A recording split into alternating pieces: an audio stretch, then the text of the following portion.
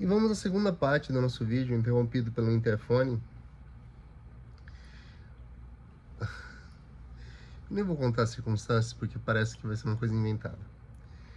Bem, Ana, ovo, 2 palíndromos. A gente começa a desconfiar que existe uma construção do signo. O signo é como a linguagem, vai criando as imagens,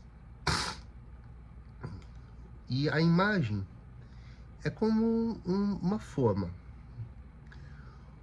Melhor dizendo, é como um cofre, em que nós colocamos aspectos da nossa vida que achamos que são compatíveis com aquela imagem. Então, Ana sai para comprar ovos.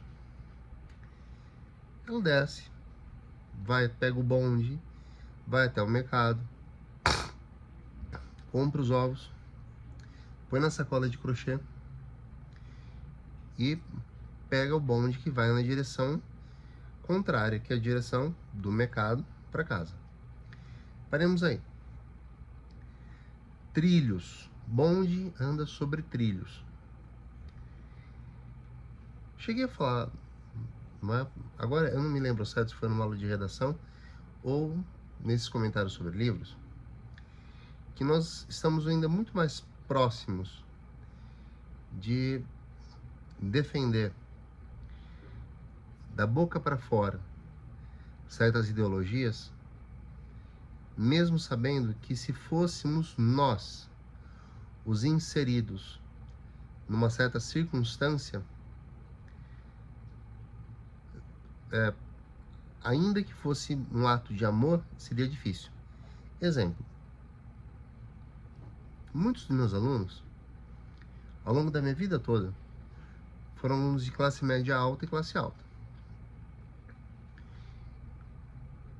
É lógico, adolescentes, jovens se encontram em muitos lugares que são lugares de jovens de todas as classes sociais. Exemplo, Festa do Peão em Barretos. Num dos anos em que eu estive por lá, passei muitos anos lá dando aula, não morando lá. Eu tinha uma aluna por quem eu tinha um apreço, e tenho ainda um apreço, não mudou o apreço. Mas foi até por eu ser mais jovem, bem mais jovem do que eu sou hoje, e talvez eu tivesse ainda algum idealismo ingênuo, talvez tenha hoje, né? Tá ainda. Fiquei um pouco tocado quando me contaram, as amigas dela, né, contaram que ela havia conhecido um rapaz muito gentil, e ela teve um encantamento por ele, né? E eles passaram os dias na festa do peão se encontrando todos os dias, até cogitando, sabe, uns sonhos de adolescente. Até que chegou o momento de perguntar: o que você faz da vida? E o rapaz falou: eu trabalho na sorveteria tal, eu vendo picolé. E essa ex-aluna disse: não dá. Porque os pais dela têm um nível socioeconômico altíssimo. São 2 médicos importantes, né? Tem um hospital do câncer lá. E quando eu soube daquilo, não foi decepção que eu senti. Foi uma constatação. Porque mesmo eu, sendo naquele momento, né, absolutamente dependente, se eu conhecesse alguém de um nível socioeconômico muito mais baixo, enfrentaria resistência. Mas não é mais embora não seja mais uma resistência declarada, né, pornográfica, que pornográfico é aquilo que se expõe sem véus, seria uma resistência. E isso talvez silenciosamente vá nos colocando em trilhos, dos quais cada vez mais, a cada ano que passa, a cada mês que passa, a cada dia que passa, é mais difícil a libertação, se é que ela é possível. Bem, quando Ana volta para tomar o bonde e retornar a casa, o bonde ele fica parado um tempo, né? Ficava. Eu já andei de bonde, gente, quando o bonde não era turístico, ele não era alternativa ao ônibus. Mas, só para vocês terem uma noção de como as coisas no mundo mudam rápido. E aí, bem, enquanto Ana aguardava que o bonde entrasse em movimento, ela viu que na calçada, parado, no campo de visão dela, havia um cego, com aqueles olhos embaciados, né, meio esbranquiçados, mascando chiclete. Chiclés, como a Clarice escreveu. E algo causa nela uma sensação, como se fosse, sabe aquele nó no estômago que a gente sente de angústia, né? Parece uma ânsia de vômito, mas não é. É só aquela coisa, aquela bola no estômago. E ela, muito incomodada, pensa, né, que ai, por que esse bonde não sai? Veja, um cego é como uma borboleta dentro de um pote de maionese. Há uma alma ali dentro, mas sem, né, poder ver o mundo. E aquele chiclete rodando na boca lembra uma engrenagem, não é? Não é, a engrenagem da máquina rodando. É uma explicação para por que incomoda a Ana. O bonde sai. E o bonde vai né, sobre o trilho, indo. E a maioria de vocês talvez nunca tenha andado de bonde, eu nunca vi um bonde andando.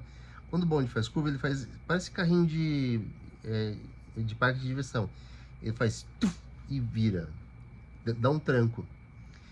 E esse tranco, enquanto a Ana estava ali perdida, no devaneio dela sobre o cego, o tranco faz com que ela dê um grito.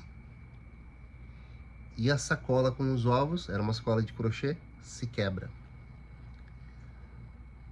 Quando a casca quebra, a essência, que é o que está dentro, a clara e a gema, escorrem. E o grito de Ana meio despertou todo mundo olhou para ela. Uma mulher meio de reprovação. Que essa louca gritando aí?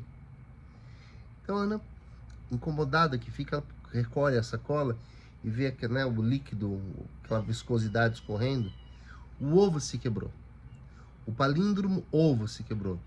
O palíndromo Ana também rachou. Ela desce num ponto que não era o ponto da casa dela. E caminha até o Jardim Botânico. Quando adentra, ela começa a notar os padrões de simetria no mundo. Tudo é previsível. Tudo foi feito para ser simétrico mesmo. Ela se senta num banco, olha para um gato, o gato, esse ser magnífico, né? E é magnífico tanto quanto é magnífica a indiferença dele pelas coisas do mundo. E o gato ali, lambendo a patinha, passando no rosto. Ela, com aquela sacola, né, melecada, olha assim para um canto e vê as formigas comendo um inseto morto. E pensa, a natureza é tão mais simples, né? Por que a gente é isso?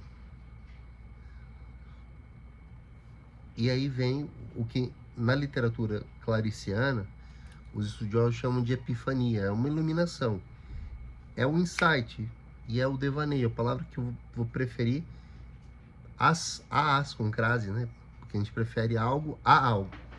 As demais palavras, embora todas sejam úteis. E é o devaneio que é sombra, porque é como se uma grande verdade viesse à tona. A vida dela é um bonde sobre trilhos, é o ovo que se quebra, é o cego que masca chiclés. É rotina. é o Dia da Marmota. Referência a um filme em que ficcionalmente e muito, até um pouco forçado, de modo forçado, história de pessoas que ficam presas num dia que se repete, e se repete, e se repete, e se repete. E aí vem um questionamento: será que o meu também não se repete? Será que o seu não se repete? Os seus alarmes não são os mesmos? Bem, por um instante passa pela cabeça de Ana: saio correndo daqui, não volto para casa, não volto para marido, não volto para filhos, não volto para as cortinas por costurar, não volto a lavar louça, não volto. Ou volto, mas volto sabendo que a minha vida será isso. Ela decide voltar. Esse é o grande spoiler. Volta, arruma o jantar, recebe ali amigos que vieram, os amigos vão embora, as crianças vão dormir, e é o momento que ela vai pôr o filho menor para dormir. Ela dá um abraço forte nele e fala: desculpa. E o filho fala: mamãe está me machucando. Ela solta e fala: boa noite, vai dormir. Aí o marido olha para ela com uma cara assim: você tá estranha hoje, né? O que aconteceu? Ela vai falar com ele. O forno, você sabe, né? Física. O forno foi usado, o metal dilatou. E quando ele volta, né? Quando ele esfria, ele dá uns estalos. Há um estalo. Ela tá tão tensa que ela fala: ai, né? E o marido ri e fala: não, é só o forno. E ele vai pro quarto. Ana termina de arrumar as coisas e há uma vela acesa. E ela...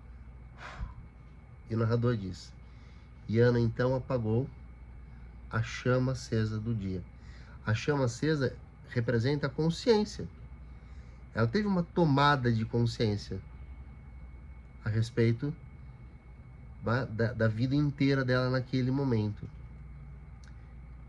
É a chamada momento em que cai a ficha.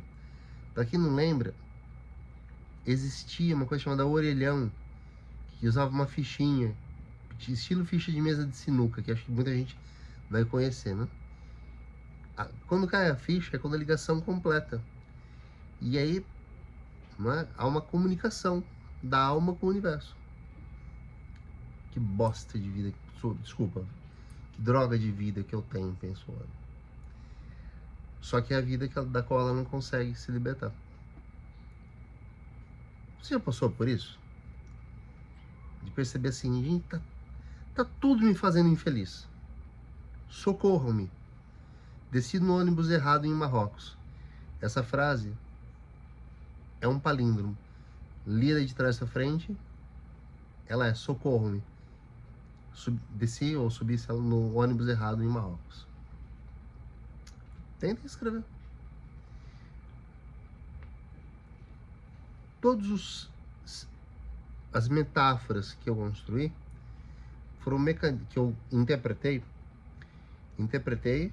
com ferramentas semióticas, sobre as quais falaremos adiante. Espero que tenha sido, não é, um encontro inusitadamente duas partes, porque às vezes o interfone toca para quebrar a mesmice de uma noite de sexta-feira, de um professor gravando aula para alunos que talvez ele nunca veja na vida. Maluco, né?